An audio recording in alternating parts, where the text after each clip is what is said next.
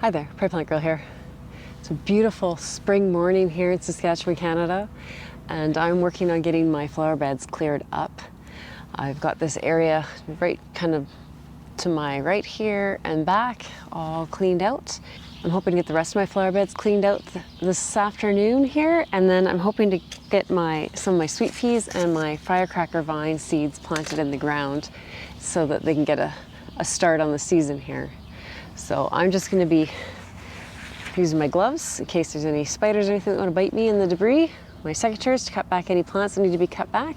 And I need to empty my little pop-up bag here, and then I'll be filling that up with the debris and just clearing things out. I don't do too big of a job with it. I'm not trying to make things look perfect.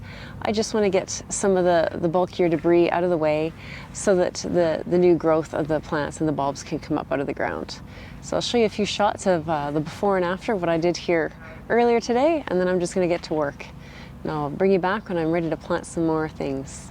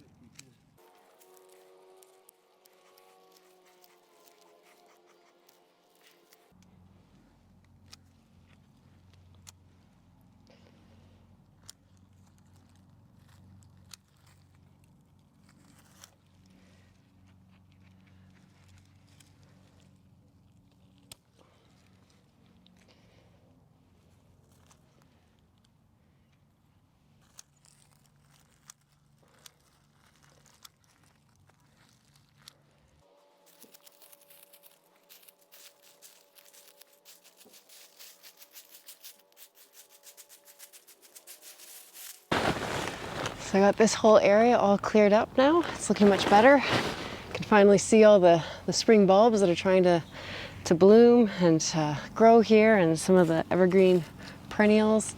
And I also did some trimming up of my hydrangeas and had a look at my cherry tree. It doesn't look too bad. Did a little bit of my wigelia.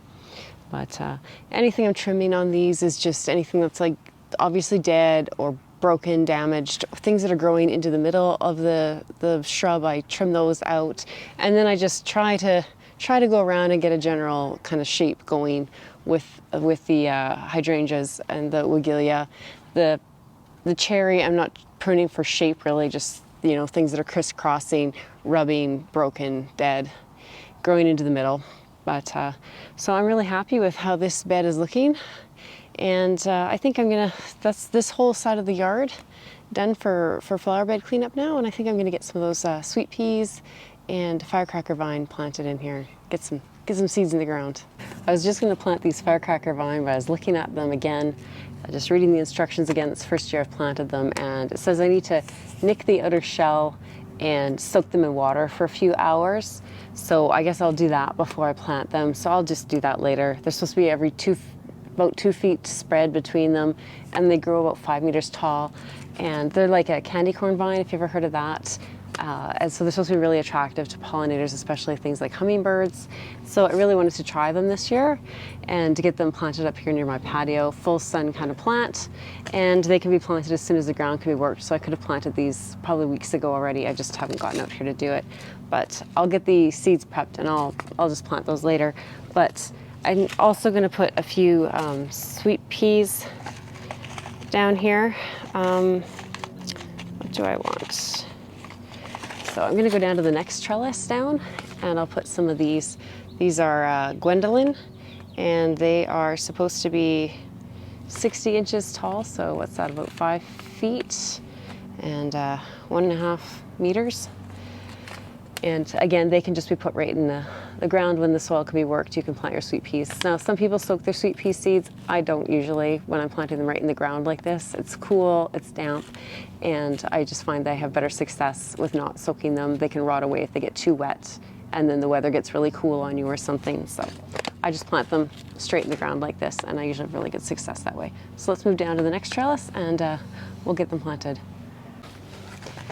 So I do have a trumpet vine, orange mandarin vine, honeysuckle vine growing here, and then there's another matching trellis just a couple feet down, and they grow all right here as far as vine goes, but I haven't had them flower a whole lot for me, so I like to put a few sweet peas on as well. And I'm just going to put a small trench near the base of the trellis here.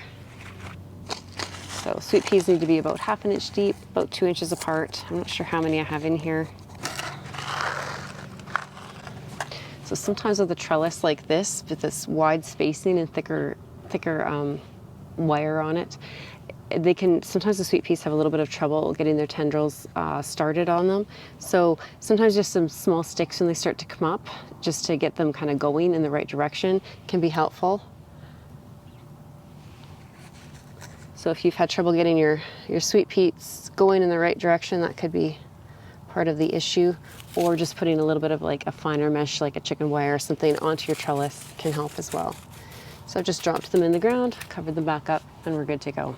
Let's go do the next one. This one also has a vine on it here, and there's not as much sun in this area down at the ground here, but I'll put a few of these sweet pea seeds here just to get it started a little bit. Cover them back over, and we're good to go. So I'll just show you real quick here what I'm going to do with these firecracker vine to get them prepped. So they say that you should nick them with a knife or a file and then place them in water for a few hours. So I'm really hoping I can get these growing because they look like they'd be a great pollinator attractor. So I just have a piece of sandpaper here. There's the seeds. I'm gonna try and dump them on the sandpaper without dropping them all. Fold it over. And I'm just gonna try and rub them a little bit.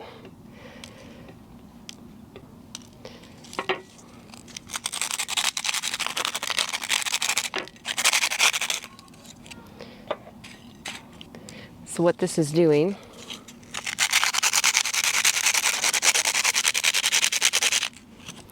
is just breaking down that outer seed coat so that when you soak them in the water can penetrate and help to break down that seed coat and let the plants germinate.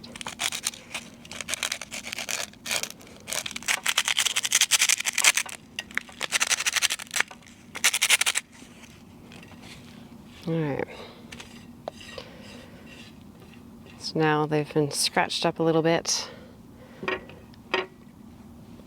I don't know if you'll be able to see the difference there, but there's some lighter spots and some darker spots on the seeds now because the coating has started to be broken off a little bit. And I'll just drop them in the water and let them soak for a few hours. And then otherwise I'm just going to plant them the same as the sweet peas, just further apart because they wanted a larger spacing. I think it said 2 feet apart.